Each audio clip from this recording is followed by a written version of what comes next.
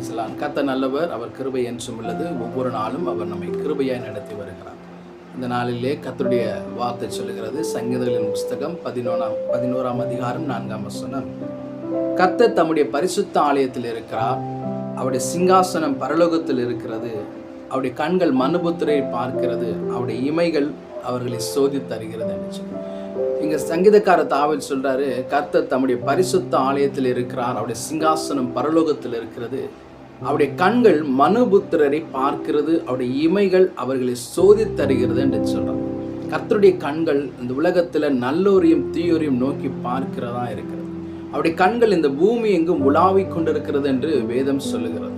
அவருடைய கண்களுக்கு மறைவான காரியம் ஒன்றுமே இல்லை என்று வேதத்துல நம்மளால வாசிக்க முடியும்.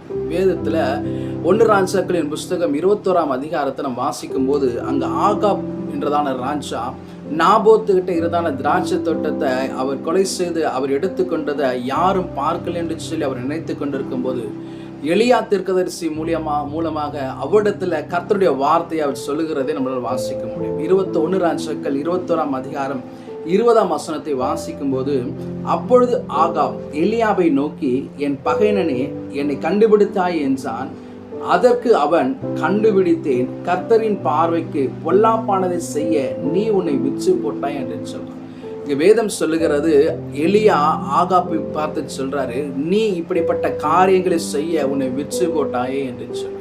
இதை கேட்டுக்கொண்டிருக்கிற தேவ ஜனமே, இங்க ஆகாப் ராஜா நினைச்சார், நம்ம செய்கிற காரியத்தை யாரும் பார்க்கல என்று சொல்லி நினைத்து கொண்டிருக்கும் போது, கர்த்தருடைய கண்கள் அதை பார்த்தது என்று சொல்லி நம்மளால் வாசிக்க முடியும். அந்த கண்கள் பார்த்ததுனால எலியா தீர்க்கதரிசி மூலமாக ஆகாப் ராஜாவை எச்சரிக்கிறதை நம்மளால வாசிக்க முடியும். இவர் மாத்திரமல்ல, தாவீதுடைய வாழ்க்கையில் கூட நம்ம எடுத்து வாசிப்போம் என்று சொன்னால், பத்சேபாள், உரியாவின் மனைவியாகிய பத்சேபாலை கூட அவர் என்ன பண்றாருன்னா, வேதம் சொல்லுகிறது, உரியாவை கொலை செய்து பத்சேபாலை தனது மனைவி ஆக்கி கொண்டிருக்கும் போது யாரும் பார்க்கல என்று சொல்லி அவர் நினைத்து கொண்டிருக்கும் போது, நார்த்தான் தீர்க்கதரிசி மூலமாக கர்த்தருடைய வார்த்தை தாவீதுக்கு கடந்து சென்றதை நம்மளால வாசிக்க முடியும். என்று சொன்னால், கர்த்தருடைய கண்கள் இந்த பூமி எங்கும் உலாவிக் கொண்டிருக்கிறது.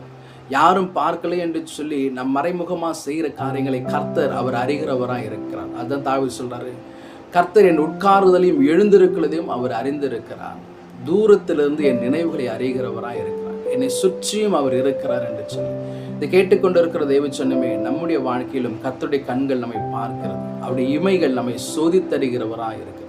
நம்ம என்ன செய்தாலும் கர்த்தர் அதை பார்க்கிறவராக இருக்கிறார். அந்த கர்த்தரினை பார்க்கிறார் அப்படி என்று சொல்லி நாம் பயந்து நம்முடைய வாழ்க்கையை வாழப்படும் போது கர்த்தர் நமக்கு நன்மையான காரியங்களை செய்கிறவராக இருக்கிறார். வேதம் சொல்லிது, இந்த கடைசி நாட்களில் ஒருவேளை தாவீதை போல, ஒருவேளை நம்ம ஆகாப் ராஜா போல மறைவான யாரும் பார்க்கல என்று சொல்லி நாம் நினைத்து கொண்டிருந்தால், இந்த நாட்களில் நாம் மனம் திரும்பும்படியாய் கூட கர்த்தர் நம்மை பார்த்து சொல்கிறார், அவருடைய கண்கள் நம்மை பார்க்கிறது, அவருடைய இமைகள் நம்மை சோதித்தறிகிறது. கர்த்தருடைய வார்த்தைக்கு நம்ம கீழ்ப்படிந்து நடப்போம், கர்த்தரிடத்திலிருந்து நன்மைகளை பெற்றுக்கொள்வோம். கர்த்தர் இந்த வார்த்தை நிமித்தம் நம்மை நடத்துவாராக.